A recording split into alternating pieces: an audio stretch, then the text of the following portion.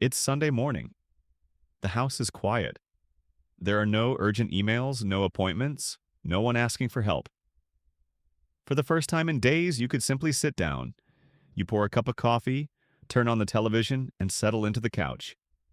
But a few minutes later, your eyes drift toward a drawer that doesn't close properly. You could organize it. Then you remember a bill you should double check, a loose cabinet handle. The garage could use some attention. Before long, the coffee is cold, the television is playing to an empty room, and what was supposed to be a day off has become another workday. Someone nearby laughs and says, "You just can't sit still." You laugh too. You say you like to use your time wisely. You call it responsibility, discipline, or simply the way you are. And maybe it is. But then there are those rare moments when everything is finished. Nothing is broken. Nobody needs you. There is no obvious problem to solve. And instead of relief, you feel restless.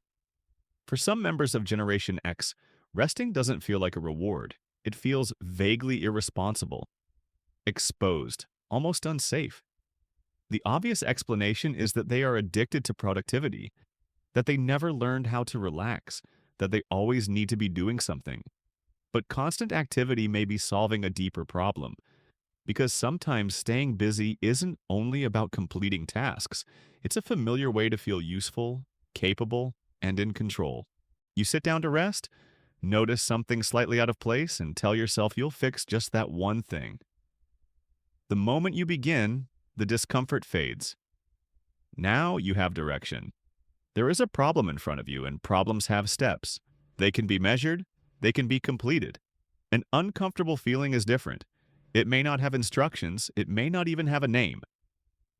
So your mind learns a simple pattern. When tension appears, do something. Clean the kitchen, check the bank account, make a list, repair something that was functioning well enough. Plan next month before this month is over. The activity creates immediate relief. And because that relief works, the pattern becomes stronger. But if the task wasn't truly urgent, what did it actually fix? Maybe it restored a sense of control. Or maybe it reminded you who you are. When people repeatedly praise you for being reliable, practical, strong, or hardworking, usefulness can slowly become part of your identity. You become the person everyone calls when the car won't start, the vacation plan falls apart, the family argument gets complicated, or the office needs someone to handle the crisis. You know how to step in, you know how to keep moving, and each time you solve the problem, the world confirms something important. You matter because you can be counted on. Most people never consciously think, "I only have value when I'm useful." It happens more quietly. You feel proud when people need you. You feel comfortable giving support. But when someone tries to take care of you, you become uneasy. You say, "I'm fine." You insist that you don't need anything.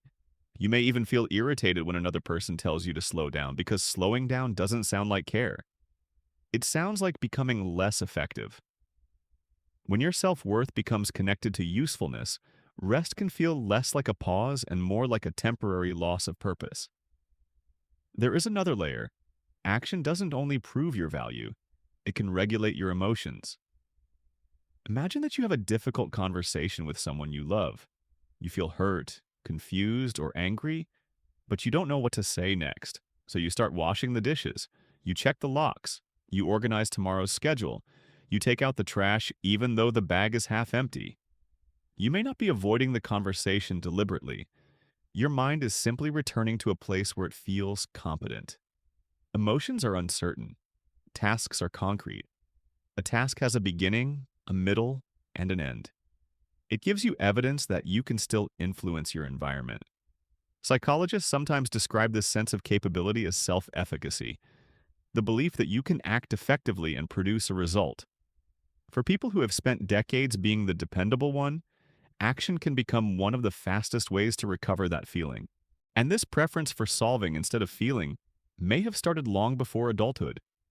Many Gen X adults grew up during a period when independence was often encouraged early. Some came home from school to an empty house. Some prepared their own snacks, handled boredom alone, watched younger siblings, or learned not to interrupt adults with every problem. That experience was not the same for everyone, and it was not always harmful. In many cases, it produced genuine confidence, creativity, and resilience. But it may also have taught a quieter lesson. Maturity means needing less. You learn to occupy yourself. You solve your own problems. You don't complain too much. You don't expect someone to notice every feeling. A child who becomes highly capable may grow into an adult who can handle almost anything. But that adult may not know what to do when the healthy response is to wait, receive help, or admit exhaustion. The original lesson may have been, I can take care of myself. Over time, it can harden into, I must take care of everything myself. Those sentences sound similar, but psychologically, they are very different.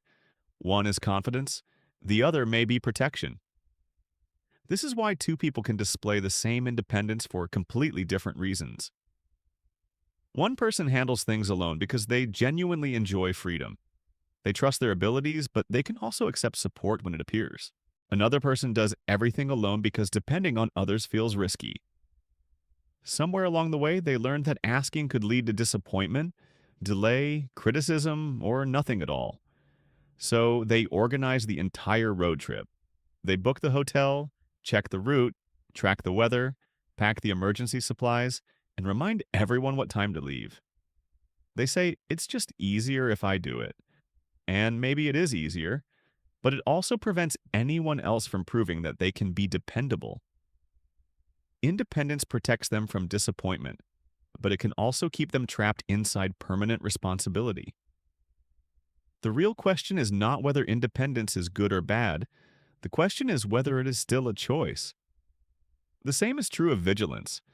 Anticipating problems can look exactly like responsibility. You verify the documents 3 times before a flight. You create backup plans for the backup plans. You remain alert until everyone has arrived safely.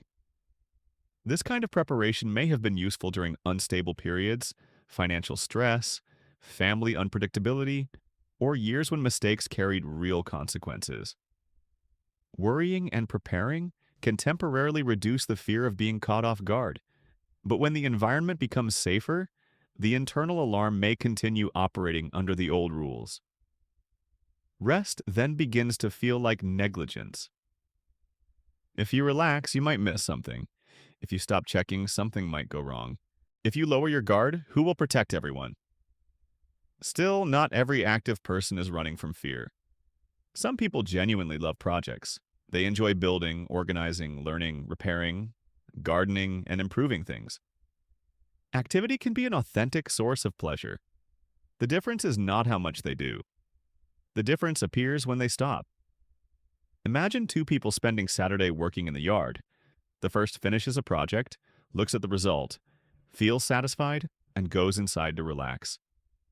The second finishes the same project, notices 3 more imperfections, and keeps working until exhaustion. One person is being pulled by enjoyment. The other may be pushed by guilt, anxiety, or the feeling that enough is never enough. Productivity becomes defensive when you lose the freedom not to be productive, and that loss of freedom is often revealed by silence.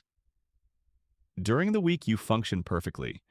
You answer messages, solve problems, keep commitments, and maintain momentum. Then vacation begins.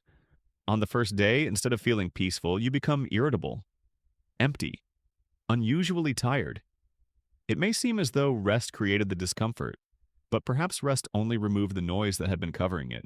When external activity slows down, internal experiences become easier to notice. Fatigue that was postponed finally arrives. Loneliness becomes louder. Old questions return. You may realize how long you have been operating without asking what you actually need. Being busy organizes attention outward. Rest turns it inward. And sometimes what you meet there is not laziness. It is accumulated exhaustion, uncertainty, or an identity built almost entirely around being needed.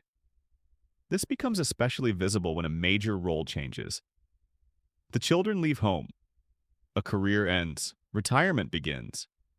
Someone else takes over the responsibility you carried for years. The pain is not simply that there are fewer tasks. The deeper disruption may be that the role proving your importance has disappeared. Who are you when no one needs you to fix anything? Who are you when you are not rescuing, providing, organizing, or protecting? When you stop, do you feel peace? Or do you feel that you must justify your existence? That question doesn't mean your strength was fake. Your competence is real. Your resilience is real. The independence you developed may have helped you survive difficult seasons and protect people you love, but a strength can remain valuable even after it stops being necessary every minute. Learning to rest does not require rejecting the person you became. It requires expanding that person. And the first step may not be planning the perfect vacation, buying a meditation app, or turning relaxation into one more goal to accomplish. It may be much smaller. Sit for a few minutes without immediately beginning another task. Then notice what appears. Maybe the thought is, I'm wasting time. Maybe it is, I should be helping someone. Maybe it is, if I don't handle this now, something will go wrong. Don't argue with the thought. Just recognize the rule behind it. Because once a rule becomes visible, it is no longer the only possible way to live. You can still be capable without constantly proving it. You can still be responsible without anticipating every disaster. You can still be independent while allowing someone else to show up for you. And you can stop moving without becoming irrelevant. The next stage of independence may not be proving that you can carry everything alone. It may be discovering that you can put the weight down for a moment and still remain exactly who you are. If you recognized yourself or someone you love, share your experience in the comments and subscribe for more conversations about the hidden patterns shaping our lives.